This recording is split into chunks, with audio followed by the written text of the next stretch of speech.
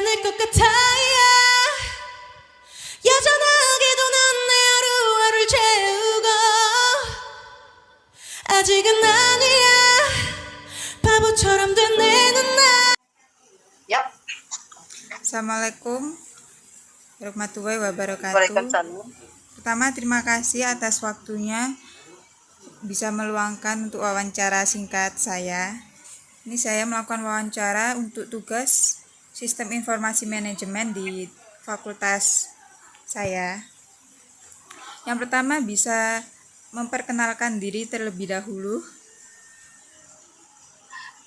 Ya, terima kasih atas waktunya. Nama saya Lilin Krisdianti. Saya kerja di PT Angkasa Pura I Bandara Juanda di bagian Finance Section. Untuk selanjutnya, perusahaan yang Ibu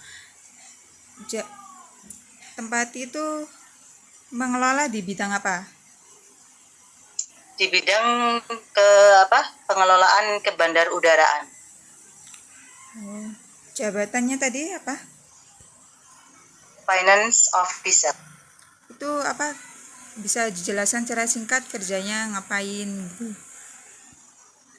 Kalau kerjanya secara ini sih cuman hanya bagian penerimaan uang, terus pembayaran, seperti itu sih kalau di bagian finance ya. Lebih kepada di keuangan ya. Di keuangan. Jadi kalau misalnya ada penerimaan kas dari baik itu dari tunai maupun apa itu namanya secara bank itu di tempat kami. Oh iya. Selanjutnya di perusahaan Ibu apakah sudah menerapkan sistem informasi berbasis komputer? Sudah. Itu kira-kira yang seperti apa? Aplikasi atau? Udah sistem Mbak, kalau di keuangan itu kita menggunakan sistem SAP. Kalau kita macam-macam ya, ada beberapa bagian di unit kami itu. Jadi setiap bagian itu ada sistemnya masing-masing. Misalnya kayak di tempat kami, kalau misalnya di keuangan kita menggunakan ya tadi SAP untuk bagian keuangan. Di bagian komersial juga menggunakan SAP, itu ada rem dan lain sebagainya. Yang di operasi juga menggunakan sistem informasi ya operasi. Jadi macam-macam di tempat kami. Kalau misalnya di human capital sendiri itu juga sudah menggunakan sistem human capital information system. Selanjutnya, bagaimana implementasi sistem informasi manajemen SDM di perusahaan Ibu? Kalau sistem informasi SDM di perusahaan kami, seperti saya sebutkan tadi, itu menggunakan sistem informasi Human Capital Information System, di mana pengelolaan sistem HCIS-nya di perusahaan kami itu mencakup dari mulai perekrutan pegawai, seperti kompetensi apa yang dibutuhkan oleh perusahaan, kemudian pendidikan atau pelatihan apa yang dibutuhkan oleh pegawai, sampai dengan jenjang karir itu sudah diatur semua dalam sistem HCS tadi.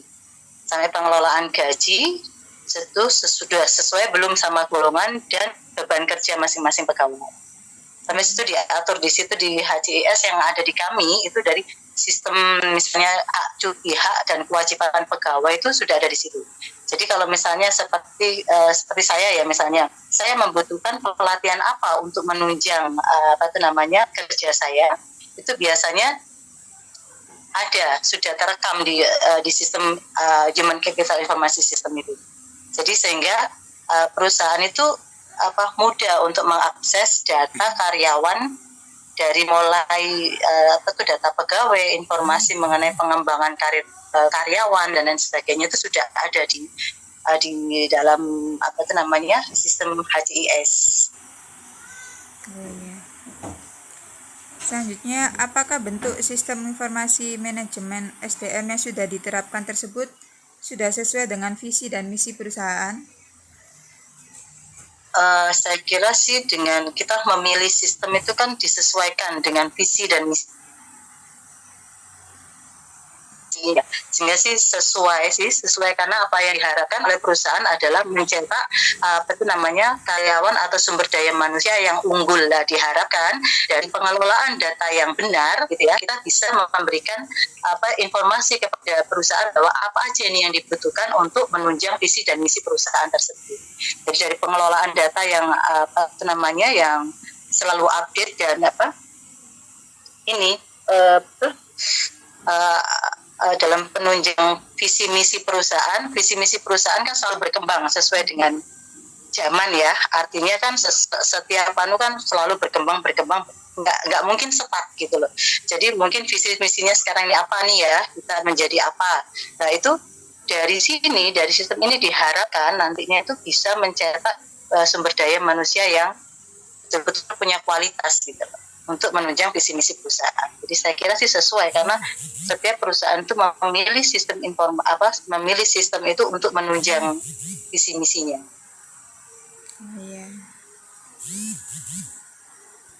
Baik, sudah tidak ada pertanyaan lagi. Terima kasih ya terima kasih Bu Lilin untuk waktunya. Kami sudah berkenan untuk melakukan wawancara.